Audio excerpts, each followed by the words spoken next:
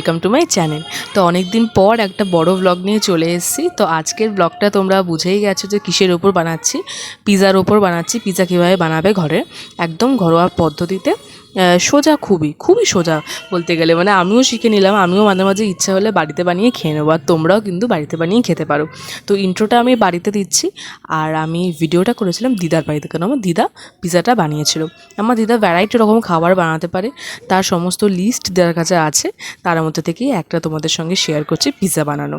তো চলো, তো তোমাদের পিৎজা বানানোটা শেয়ার করি কীভাবে বানালাম আমরা। তো ব্লগটা এখান থেকে শুরু করা যাক। তো প্রথমেই আমরা এখানে একটা পাত্রের মধ্যে দুধ নিয়ে দুধটাকে গরম করছিলাম, কারণ এটা ময়দা মাখার সময় কাজে লাগবে। এরপর আমার দিদা সেই খাতা বার করেছে, লিস্ট বার করেছে রান্নার, যেখানে সব রকম রান্নার রেসিপি দিদার কাছে লেখা আছে। তার মধ্যে পিৎজাটাও লেখা আছে। তো দিদা এখানে সব দেখে নিচ্ছে পিৎজা বানানোর টেকনিকগুলো কী কী দিতে হবে। তো এখানে আমরা দুধের মধ্যে 1 চামচ নুন দিয়ে ভালো করে এখানে গুলে নেবো নুনটাকে। এরপর ময়দা মাখার পালা। তো একটা গামলার মধ্যে ছাঁকনি নিয়ে সেটার মধ্যে ময়দাটা নিয়ে ছাঁকনির মধ্যে ছেলে নিয়ে আমরা ময়দাটা এবার মাখবো। এরপর আমরা দুধের মধ্যে একটু বাটার দিয়ে নেবো। বাটার দিয়ে ভালো করে বাটারটাকে এখানে গুলে নেবো দুধের মধ্যে, কারণ আমাদের ময়দা মাখার সময় এটা দিয়ে আমরা কিন্তু ময়দা মাখবো। তো এখানে ময়দা মাখছি, আর অল্প অল্প করে এখানে দুধ ঢেলে নিয়ে ময়দাটা এখানে মাখবো, তাহলে খুব ময়াম হবে আর নরম হবে তার জন্য। তো এখানে ময়দাটা আমরা মেখে নিচ্ছি।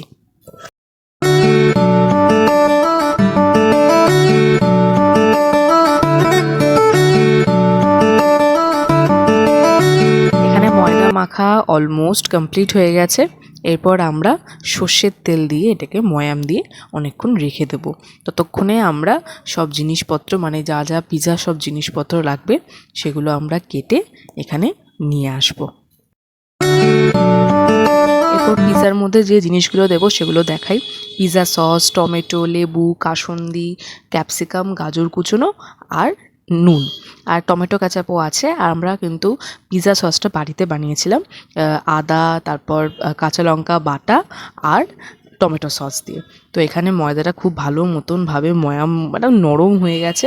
তো এখানে সেটাই দেখছিলাম। এরপর একটা লম্বা পাত্রের মধ্যে, পাত্রটা গোল হয়, একটু লম্বা টাইপের হয়। তো এটার মধ্যে আমরা অ্যাডজাস্ট করে নিচ্ছিলাম পিৎজাটাকে। তো ময়দাটাকে এরমভাবেই কিন্তু ওই পাত্রের মধ্যে অ্যাডজাস্ট করতে হবে, যেন কোনো দিকে কোনো রকম মোটা বা সরু এরকম না থাকে, তাহলে সেদিকটা কিন্তু ভালো মতনভাবে হবে না সেদ্ধ। তো এরপর একটা ছুরি নিয়ে আমরা ছুরিটা দিয়ে এরকম করে ফুটো ফুটো ফুটো করব, যাতে নিচ থেকে পিৎজাটা ফুলে ওঠে।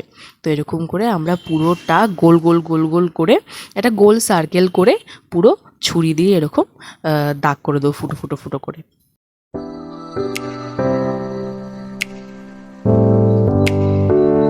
এরপর আমরা এর ওপর চিনি, নুন আর এবার চিজ দিয়ে ভালো করে ভরে ভরে আমরা এটার মধ্যে চিজ দেবো।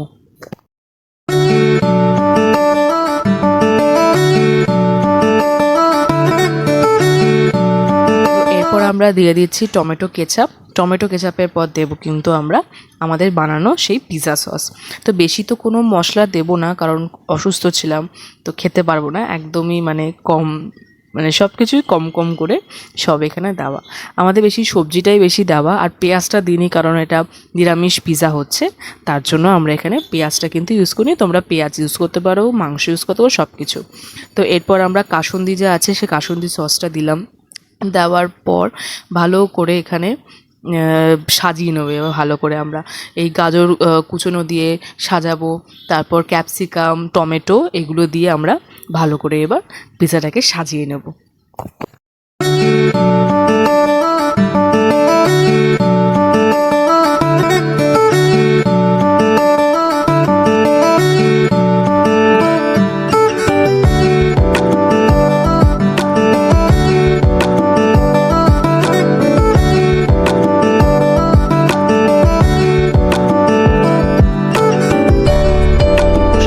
গেলে আমরা এর ওপর আবার টমেটো কেচাপ দেব। টমেটো কেচাপ দিয়ে এবার বাটার দিয়ে দেবো। বাটার দেওয়ার পর কিন্তু আমরা এই পিৎজাটার ওপর ভরে ভরে এবার চিজ দেব।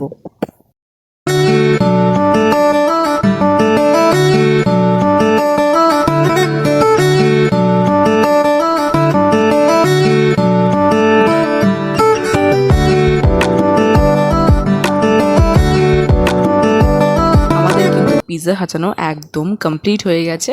তো এর ওপর আমরা স্বাদ মতন একটু চিনি আর একটু নুন দিয়ে দেবো, যাতে স্বাদে কোনো রকম কমতি না থাকে। তো আমাদের পিৎজা সাজানো কিন্তু খুব সুন্দর লাগছে। এরপর আমরা একটা কড়াইয়ের মধ্যে বালি দিয়ে ভালো করে কড়াইটাকে 5 মিনিট মতন রেখে গরম করে নেব। তো গরম হয়ে গেলেই আমরা এটার ওপর পিৎজাটা দিয়ে দেবো।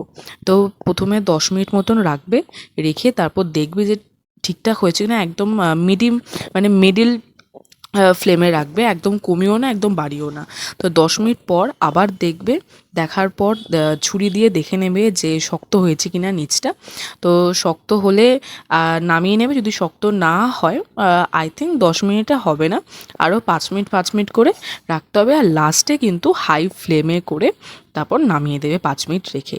তো আমরাও সেরকমই করেছি। আমাদের প্রায় হয়ে এসছে, নিচেটা একটু নরম নরম ছিল সব। তো এরপর 5 মিনিট করে তোলার পর আমরা দেখি যে একদমই শক্ত হয়ে গেছে নিচটা।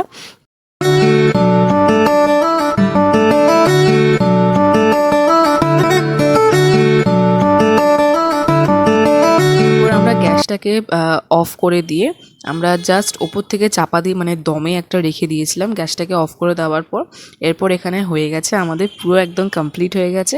আর দেখতে কিন্তু খুব সুন্দর হয়েছে আমাদের পিৎজাটা। এরপর এই থালা থেকে নিয়ে একটা অন্য থালায় তুলে নিয়ে আমাদের এবার কাটবো। পিৎজা কিন্তু গরম গরম খেতেই ভাল লাগে, ঠান্ডা হয়ে গেলে কিন্তু সহজে ভাল লাগে না। আমাদের কাটার সময় কিন্তু কোনো অসুবিধা হয়নি, একদম ফাইনভাবে কেটেছে। আমরা এরকম ত্রিভুজের মতন করে একটা একটা করে কেটে নিচ্ছি। আর কেটে নিয়ে তো প্রথমেই আমি টেস্ট করব, তাই আমার থালায় একটা তুলে নিচ্ছি।